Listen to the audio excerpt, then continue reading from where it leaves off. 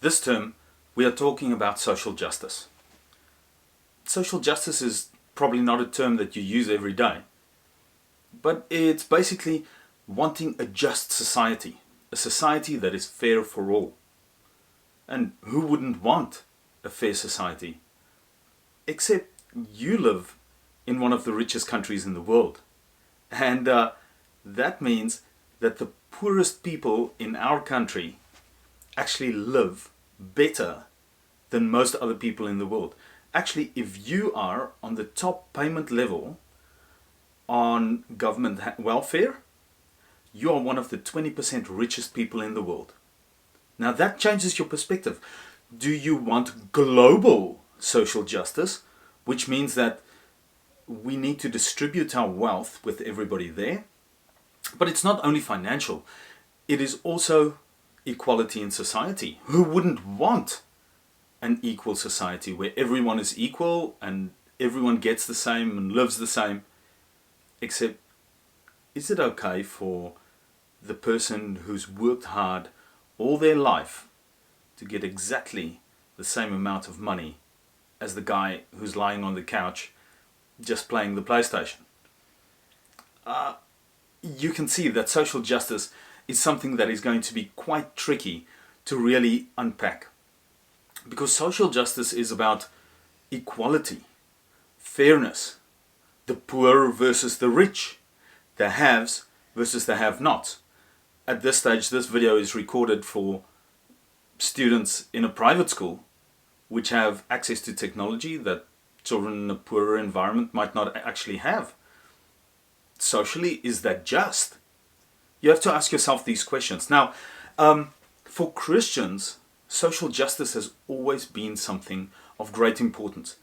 The tenets of our faith, like Jesus even says, what you do for the least of these, you did it for me. So if you visit people in prison, if you care for the persecuted, if you feed the poor and the hungry and you clothe the naked, you did it for me. So for the Christian faith, this is right at the core of what we believe.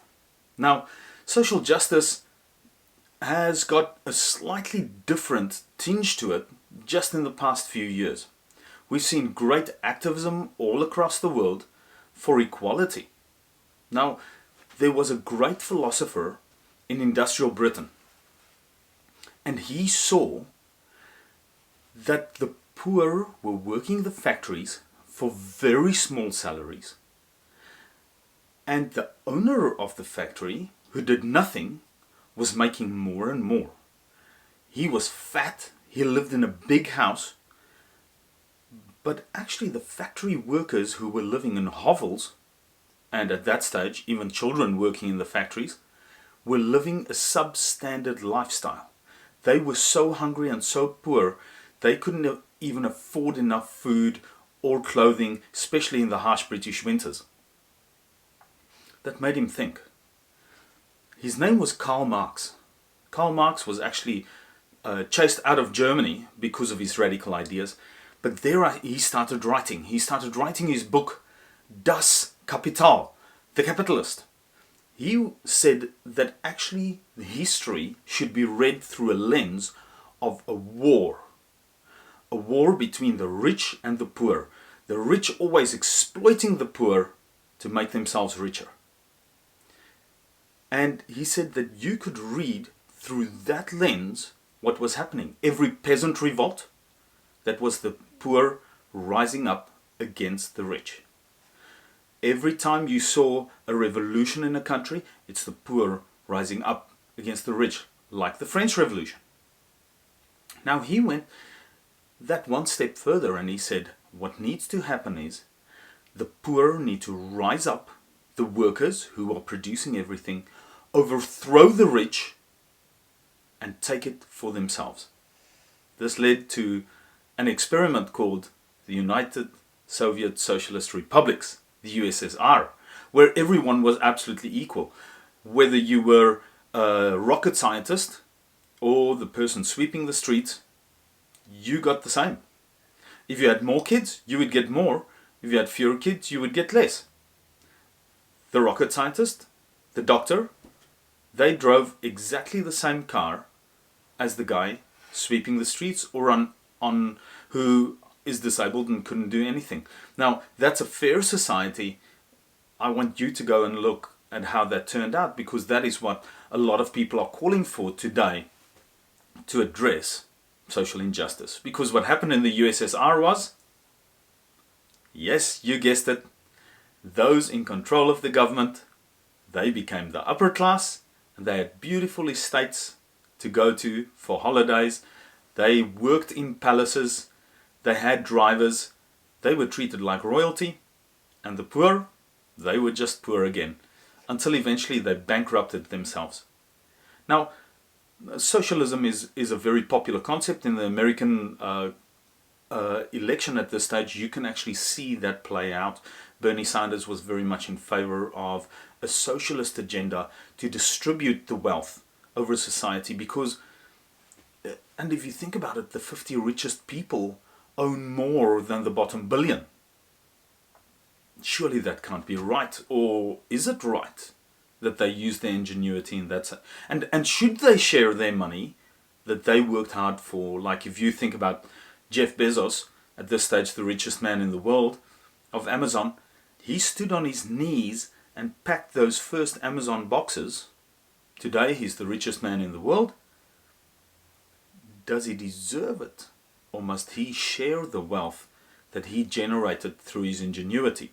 Because there are lots of workers right at the bottom. You don't know what to do with that. So if you view things through this battle of the classes type of idea, that will give you a perspective on life.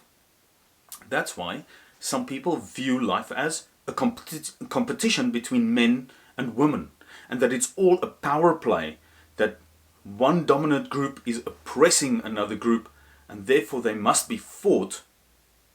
This is Karl Marx's lens that was put on someone's eyes, and once that lens is on, you can't see anything else. There was another philosopher, Adam Smith, and he wrote many years ago about capitalism. He believed that through the capitalist system, you could actually pull people out of poverty by creating business opportunity, to incentivize their ability to contribute to the economy, to upskill, to work hard, and that would then lead to welfare.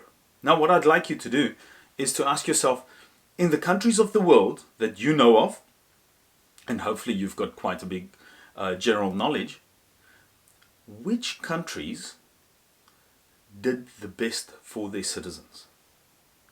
Would it be the countries who had capitalism, like America? Would it be countries that had communism, like Venezuela, the USSR, North Korea?